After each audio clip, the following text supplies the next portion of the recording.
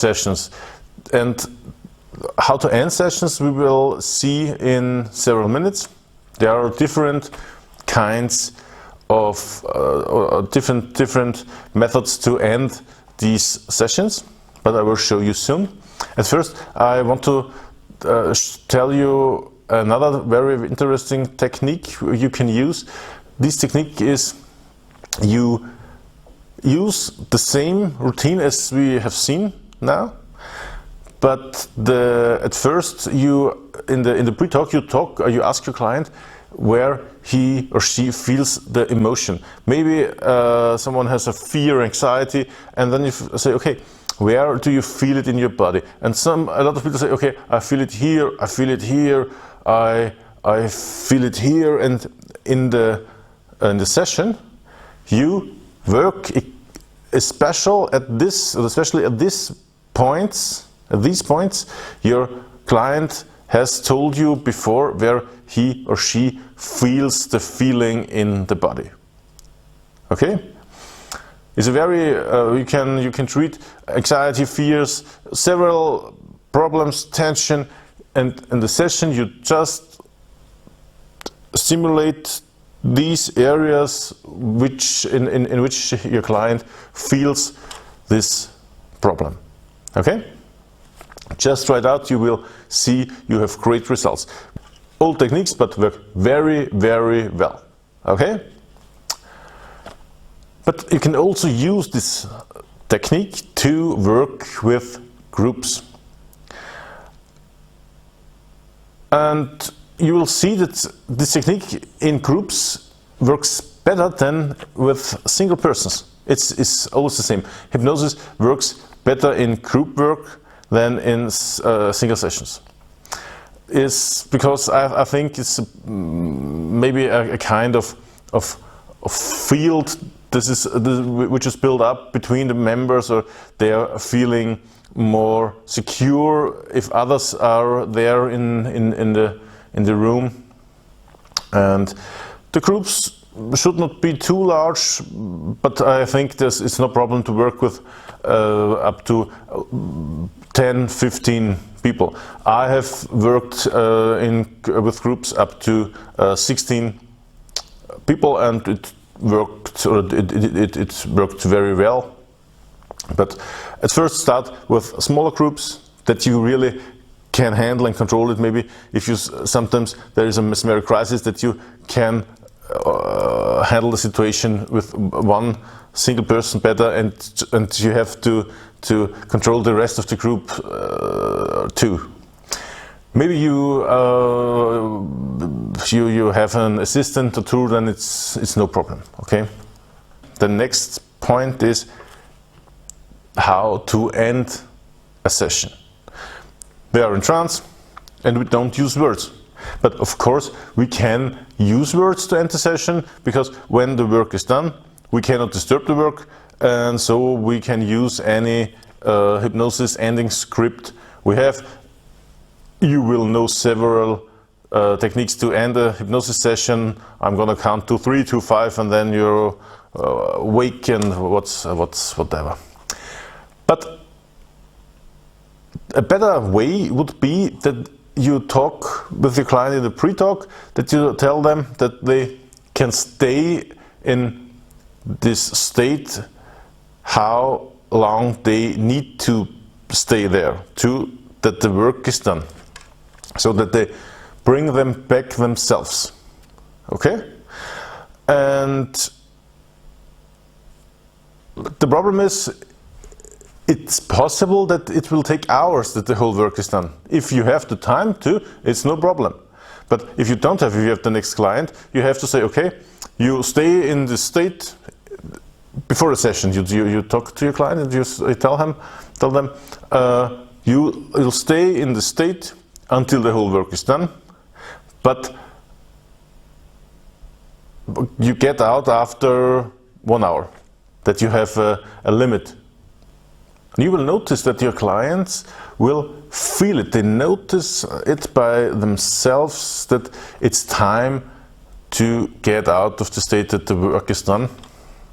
And but if you want to shorten the session because your next client is already in your practice, then you have to have strategies to end the session. One strategy, as I told before, is that you use a hypnosis ending script. Another technique is a mental technique, that you only concentrate at the third eye of your client and want him or her to get out of this state. And you will be surprised, this works in many cases, that they will feel your will to get out, because there is a strong connection between you and your client in the state, and they feel that you want that they get out of the state. Just be very concentrated, look at their third eye, and just want them to go out of trance immediately, and we will see it works in many cases. Okay? And another technique, a very old technique, is to blow them at the forehead as a cold blow. So, I'm going to show you in this video. In several seconds you will see these techniques, but this blowing at the forehead is not state of the art anymore. It's a very ancient technique used 100, 200 years ago, but I wouldn't use it in real everyday hypnosis work, but it works. It's a cold blow. In mesmerism there's also a warm blow, but this is not for waking someone up, it's for healing. Also the mesmerists in former times used the warm blow to heal in special areas, even used by the Indians who worked for Dr. James Estale when he did his surgeries in Calcutta in the 19th century. Another technique would be to make contra passes. These are the same mesmeric passes, but only in the other direction, to wake someone up. But I'm going to show you in the video in several seconds. And another very old but very powerful method to bring people out of hypnosis, even if you work in your daily practice and you have the problem that someone doesn't open the eyes after the session, you only stroke along the eyebrows from inside to outside, and you will see that after about the first or the second time the client will open the eyes. The very powerful technique works in I cannot remember a situation when it hasn't worked. Well, it's very nice to have technique even in normal hypnosis sessions if your client doesn't react anymore. Okay? This kind of self-healing, self-regulating sessions are very powerful, and you will see that in a lot of cases that one session is enough, that the problem of your client is solved, the change work, whatever is done in one session. But of course sometimes you will need a second or a third one, but it's very powerful even as a one-stop shop, if you know what I mean.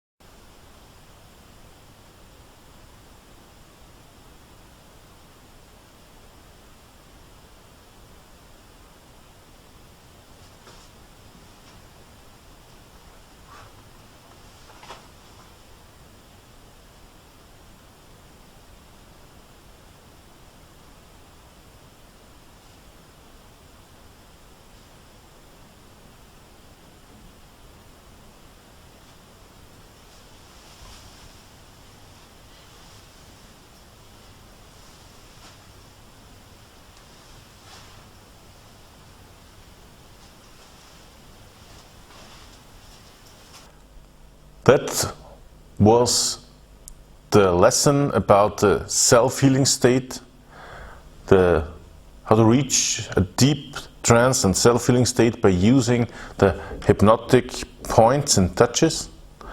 And this brings us to our next lesson. Our next lesson is about how to increase your own hypnotic power, how to strengthen your ability to hypnotize on an unconscious level.